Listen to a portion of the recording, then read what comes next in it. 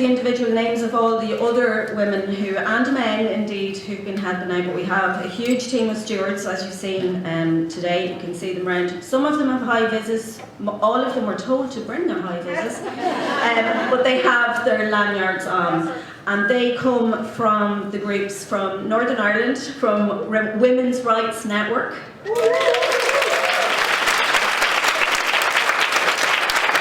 And you're going to have to remind me again, because I don't know what's wrong here, but I never remember.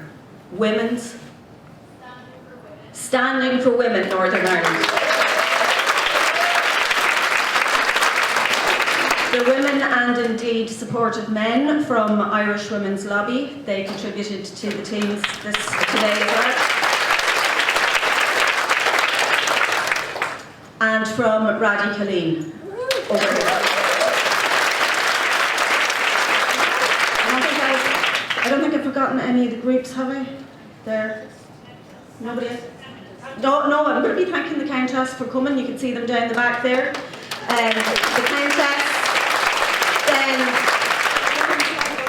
The Countess for all the work they've done during the past couple of years in getting this into the papers and getting it into the public consciousness. So thank all of them.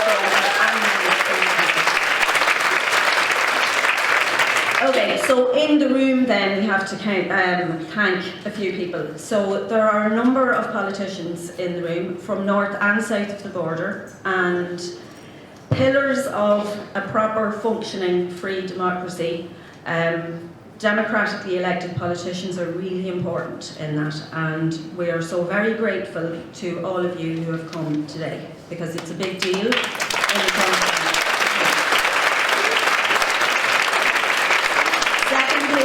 Secondly, the media, another pillar of functioning democracy, is a free press, and we have members of the media here who are here in a private capacity, and then others who have been sent here to cover it, and this is a huge step forward, and we're so very grateful to all of you as well.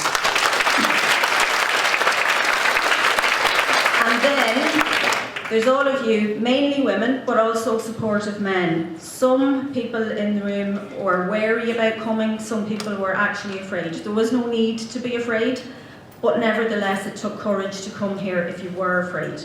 So kudos to all of you who got up and came and paid your money and who've been involved in so many ways for so long. So thank you so much for coming, if you're one of those people. And finally, to anybody here who feels that they're going to be really challenged by anything that's said here today, we're grateful that you came, and you're very welcome here to speak and to listen, because it is also courageous for somebody who doesn't agree with anything that might be said here to come and to listen and to have their views challenged. That's part of a functioning democracy as well.